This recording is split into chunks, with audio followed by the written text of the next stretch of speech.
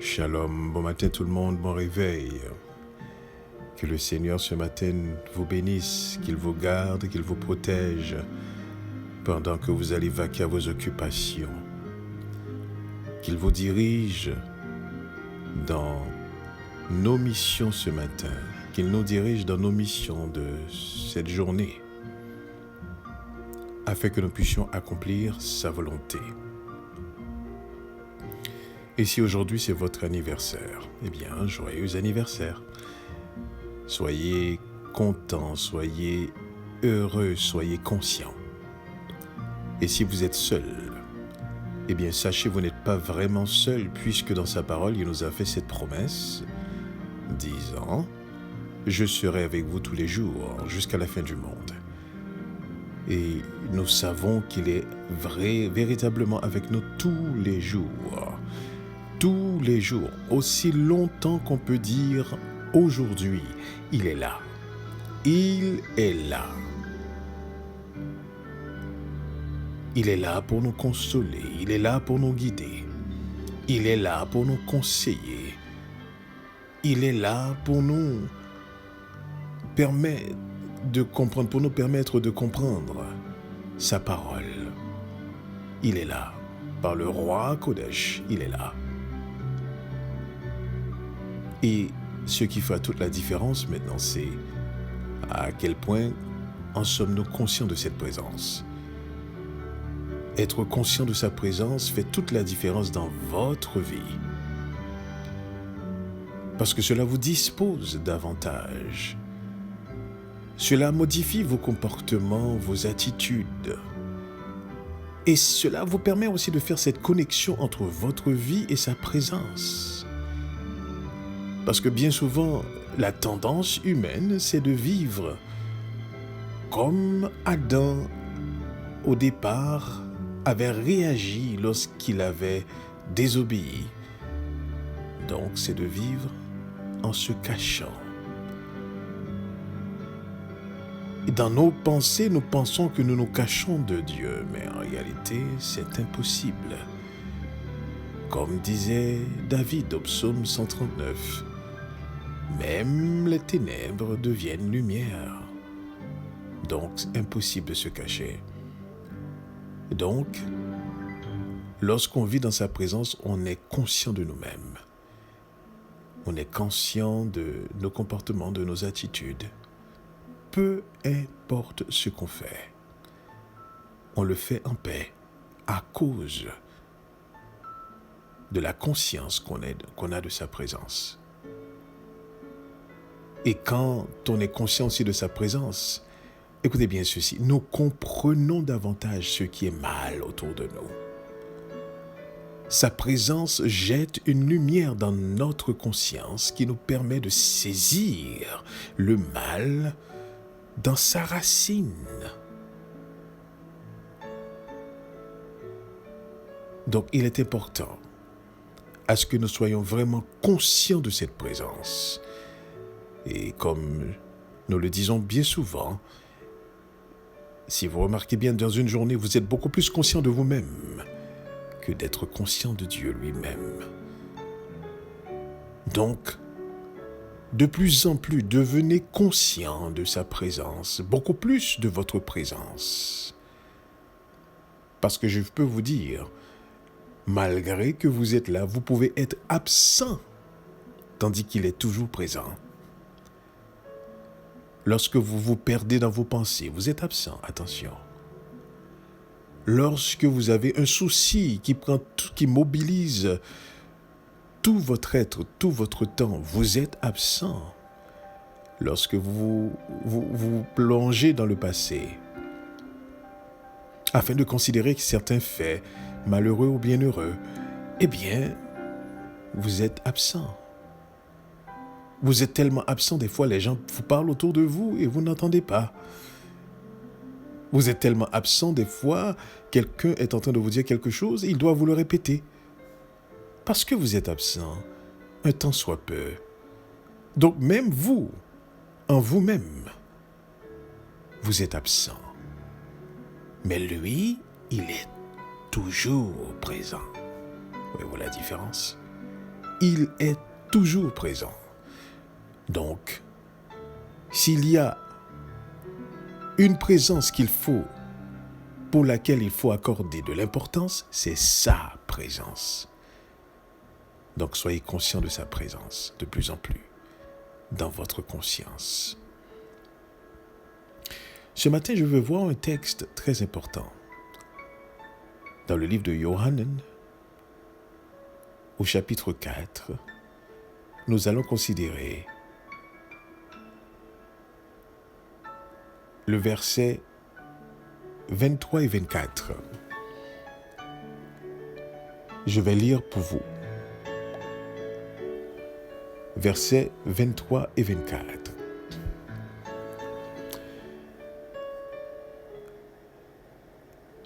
Il est important que nous puissions saisir deux mots, en fait 3 mots. Le mot adorer, le mot esprit et le mot vérité. Nous allons considérer ces 3 mots à la lumière du roi Kodesh, afin que nous puissions comprendre certaines vérités. Je lis pour vous. Mais l'heure vient, et elle est déjà venue, où les vrais adorateurs adoreront le Père en esprit et en vérité. Car ce sont là les adorateurs que le Père demande.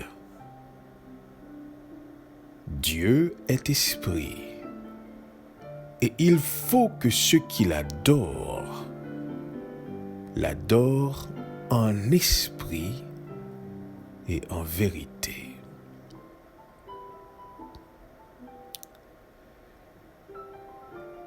Nous allons toucher un sujet ce matin qui est extrêmement important et puis probablement qui va vous donner une autre perspective de ce texte.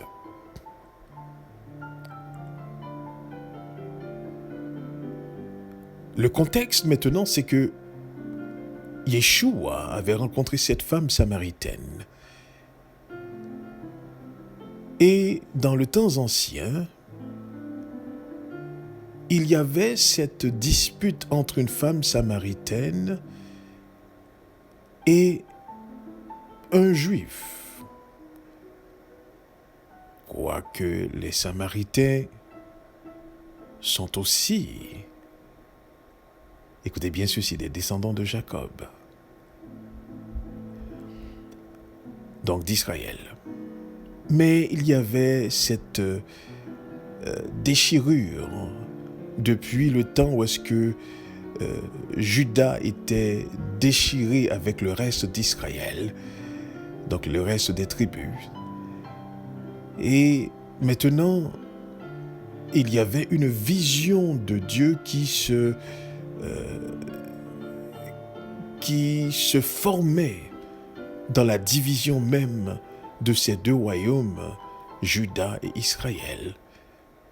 Jusqu'à ce qu'effectivement, lorsqu'on faisait une certaine prophétie, eh bien, il fallait justement distinguer la prophétie avec Juda et avec Israël. Donc cette division est restée profonde, même dans la croyance, même dans la manière d'adorer Dieu. D'où cette discussion de Yeshua, de la femme samaritaine avec Yeshua. Et Yeshua a compris cette division profondément. Et comme vous pouvez le constater, en ce qui a trait à Dieu, Yeshua était tranchant. Oui, il a avoué que le salut vient des Juifs, et il n'a pas menti, parce que lui-même étant descendant de Juda, de la tribu de Juda. Donc il a dit la vérité, lorsqu'il a dit le salut vient des Juifs. Mais en ce qui a trait à l'adoration, Yeshua dit, nous adorons ce que nous savons. En parlant justement, écoutez bien ceci, de la tribu de Juda, du peuple juif. Pourquoi? Je vais vous expliquer pourquoi il a dit cela. Eh bien, il fut un temps où est-ce que le royaume d'Israël était complètement sorti de la tradition reçue justement de leurs pères, donc de leurs ancêtres.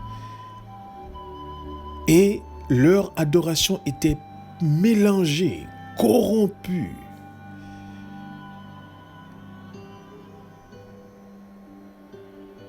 Et c'était une adoration qui n'était plus agréée par Elohim.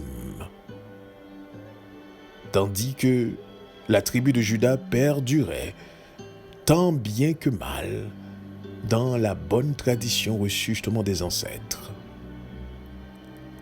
C'est pour cela que Yeshua fait la différence avec la femme samaritaine, lui disant, les Juifs adorent ce qu'ils savent. En parlant justement du fait que les Juifs ont tenu, plus ou moins, la bonne tradition en matière d'adoration. Mais ce n'était pas encore là ce qu'il fallait. Et c'est l'une des raisons pour lesquelles que Yeshua a fait la différence, et c'est là qu'il faut comprendre. Lorsqu'il a dit « l'heure est venue », il a marqué un temps. Cette tradition, cette façon d'adorer était plus ou moins agréée.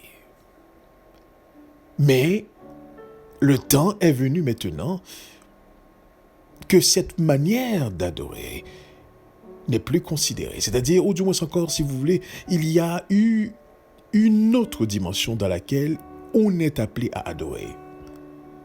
Donc, quand le Yeshua dit ceci, l'heure, il vient un temps, et ce temps est déjà venu, que les vrais adorateurs, dit-il, et encore là, il fait la différence. Et quand il a parlé des vrais adorateurs, il n'a pas pointé la femme samaritaine comme une fausse adorateur. Attention. En disant l'heure vient et il est déjà venu, d'où les vrais adorateurs adoreront le Père en esprit et en vérité, eh bien, il a pointé que les deux façons, soit par les Juifs, soit par les Samaritains, n'étaient pas la bonne façon d'adorer. Et il a dit ce que Dieu demande. En fait, le mot que Yeshua voudrait faire comprendre en disant ce que Dieu demande, c'est un mot hébreu,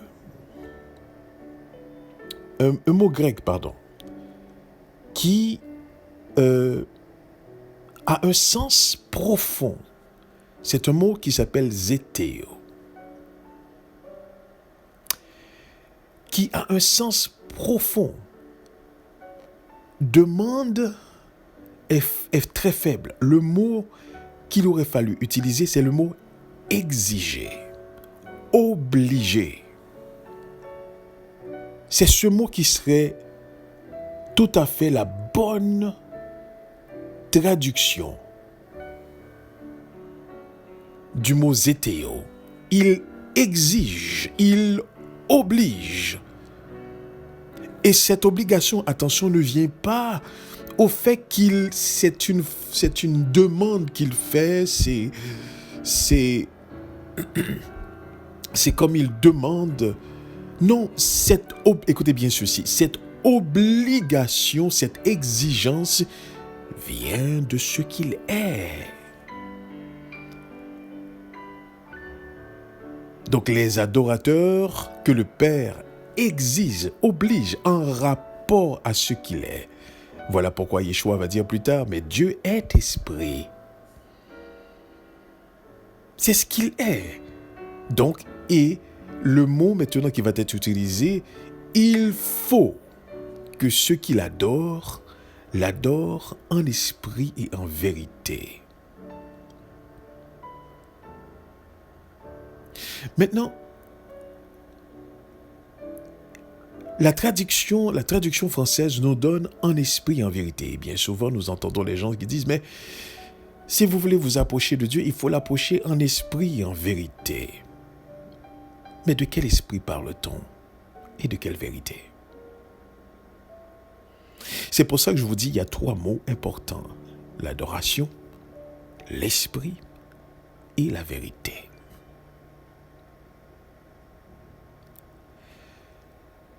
Tout ça est pris en compte de ce que Dieu est.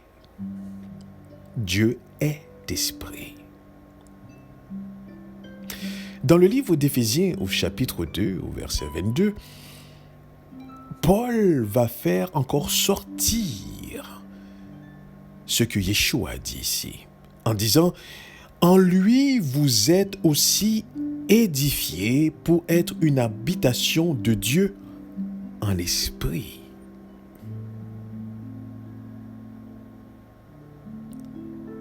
En lui, vous êtes aussi édifiés. Vous êtes bâtis. Vous avez été transformés pour être une habitation de Dieu en esprit. C'est ce que la traduction française nous donne. Mais par conséquent, si on veut suivre l'intention du texte, si on veut suivre la profondeur du texte, la bonne traduction aurait été ceci. Écoutez bien. Dieu est esprit et il faut que ceux qui l'adorent, et on pourrait prendre le mot prosterner, parce que le vrai mot grec utilisé ici, c'est proskion, d'où nous vient le préfixe pro, qui voudrait dire devant, avant, et kion, qui est un autre mot dans la langue grecque, puisque c'est de là les traductions viennent, eh bien qui signifie embrasser. À la manière justement d'un chien qui est content de retrouver son maître qui vient et qui commence à lécher en quelque sorte la main de la personne. Donc l'adoration, écoutez bien ceci, est une excitation. L'adoration est un moment d'extase pour celui qui adore. L'adoration est un moment tout à fait particulier pour celui qui adore. L'adoration prend une concentration intense.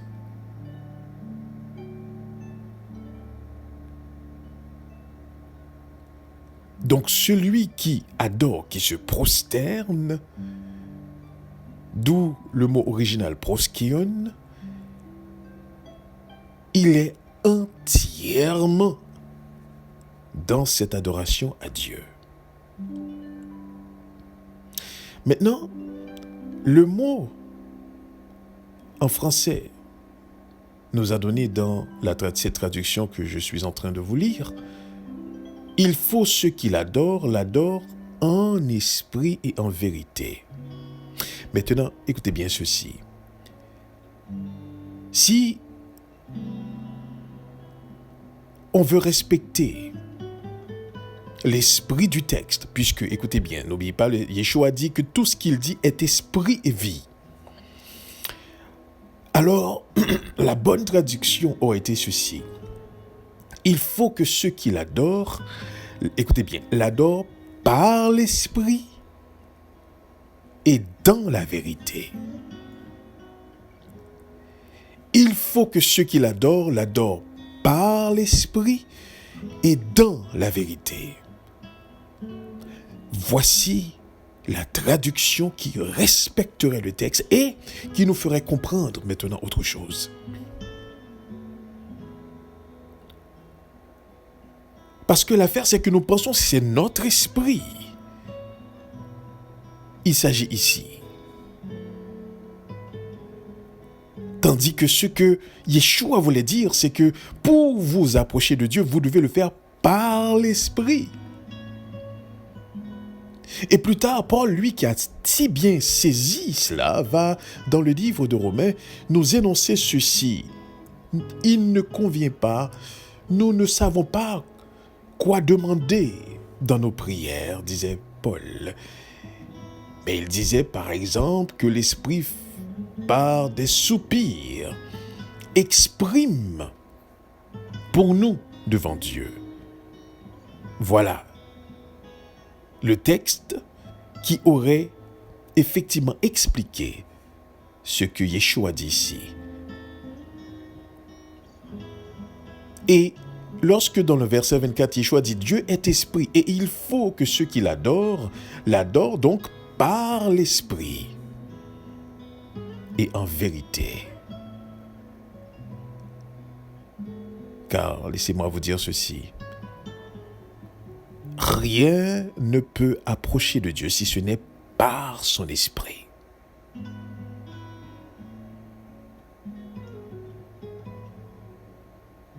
Il est extrêmement important ce matin à ce que nous puissions saisir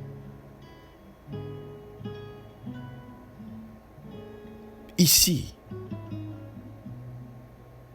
lorsqu'on prie, c'est par l'esprit. Et lorsqu'on parle, c'est dans la vérité. Toute prière faite non selon l'esprit et qui n'est pas en vérité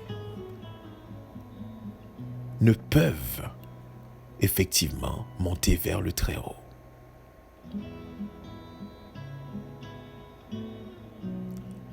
Voilà pourquoi il est important que nous puissions comprendre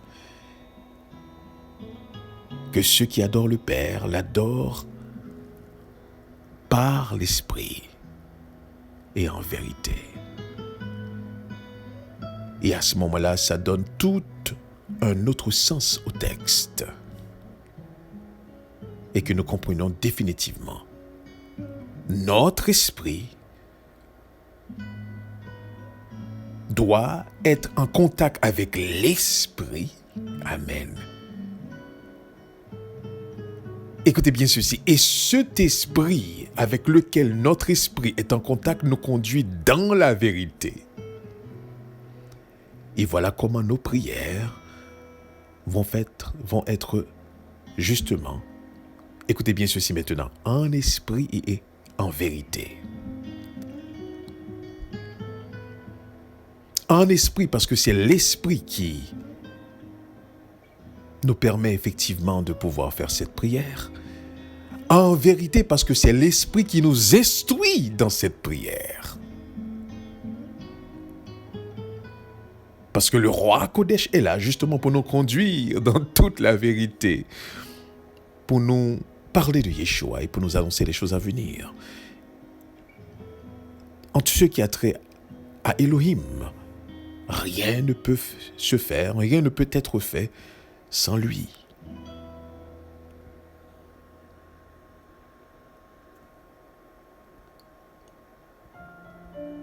Mais par conséquent, la religion nous donne une forme et nous fait ressembler un petit peu à la manière de ce pharisien qui multipliait des paroles en pensant que justement, en multipliant des paroles devant Dieu, bien Dieu va nous entendre. Non. Vous n'avez pas besoin de multiplier des paroles devant Dieu. Parce que Paul disait justement que l'esprit dont il faut prier, par lequel il faut prier, sonde les profondeurs même de Dieu. Donc c'est lui qui sait et qui nous aide à prier selon la volonté de Dieu. Il est important que nous puissions saisir cela ce matin. Et à chaque fois que vous aurez à adresser une prière, à chaque fois que vous aurez à adorer, eh bien, pensez à ceci. Posez-vous cette question. Ma prière procède-t-elle selon l'Esprit de Dieu? Et c'est l'une des raisons pour laquelle je vais encore revenir. Là, on parle de l'adoration, n'est-ce pas? Mais l'adoration n'est pas différente de la prière. Parce que voyez-vous, il est impossible de dissocier l'adoration et la prière. Parce que ceux qui prient adorent d'abord. Vous ne pouvez détacher l'adoration et la prière. Donc, dans n'importe quelle circonstance,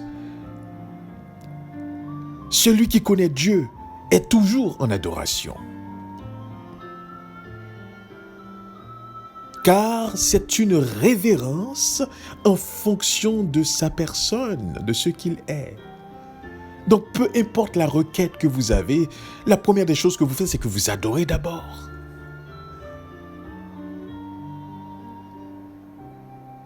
Car son être, ce qu'il est, exige, oblige que vous puissiez vous prosterner devant lui. Il existe des traditions dans ce monde avec certains chefs, certaines dignités, où est-ce que vous ne pouvez, on appelle ça des protocoles, n'est-ce pas?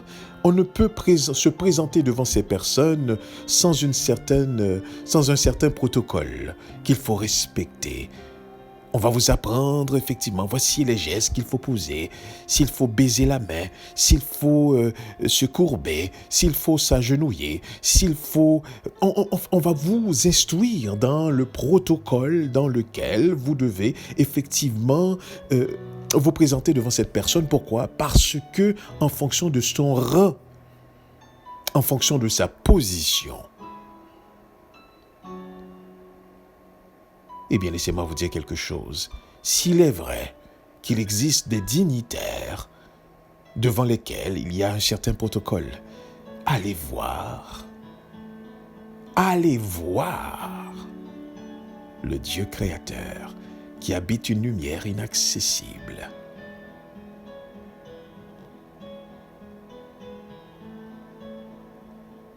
Dieu est esprit et il faut que ceux qui l'adorent par l'esprit et dans la vérité. Lorsque nous comprenons le texte dans cette profondeur, eh bien, nous nous rendons compte bien souvent, nos prières ne sont pas faites adéquatement.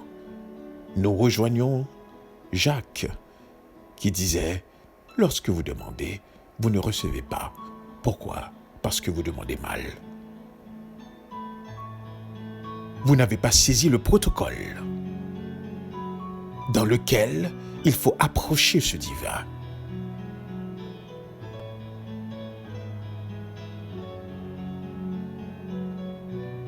Que le Seigneur ce matin nous permette de comprendre, de saisir cette vérité. Et que nous ne multiplions pas nos prières comme des pharisiens hypocrites. Mais que nous soyons sincères. Et sincere, dans la langue latine, signifie vérité aussi. Ça signifie vrai.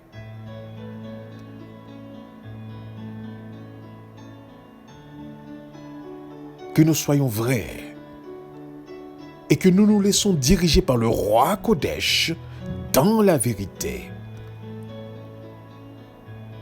Et que les mots que nous allons utiliser dans nos prières, deux choses. À chaque moment qu'on doit prier, il faut que nous ayons ce protocole dans l'esprit, à savoir adorer.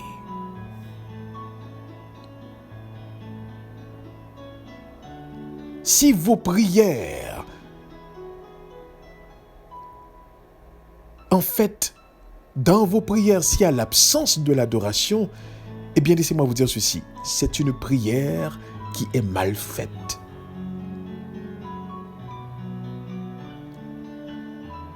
Posez-vous la question, à qui vous priez?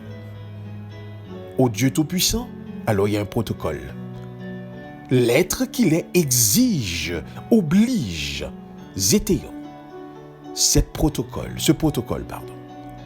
Et le protocole est celui-ci. Il faut l'adorer, mais par l'esprit et dans la vérité.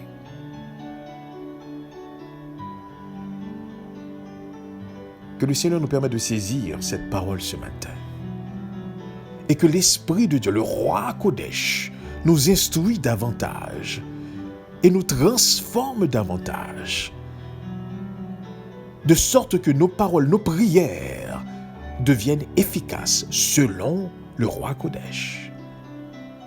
Et je vous garantis ceci, lorsque vous priez par l'Esprit et vous priez dans la vérité, c'est là, à ce moment-là, il n'y a rien de ce que vous allez demander qui ne vous sera pas accordé. Pourquoi? Parce que c'est dans la volonté de Dieu déjà de vous l'accorder.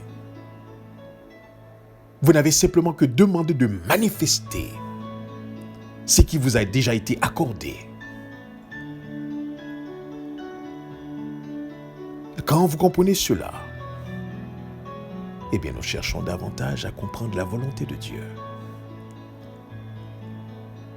Nous cherchons davantage à saisir sa volonté dans notre vie. Et ça fait toute la différence. Que le Seigneur vous bénisse et vous permet de saisir cette vérité ce matin.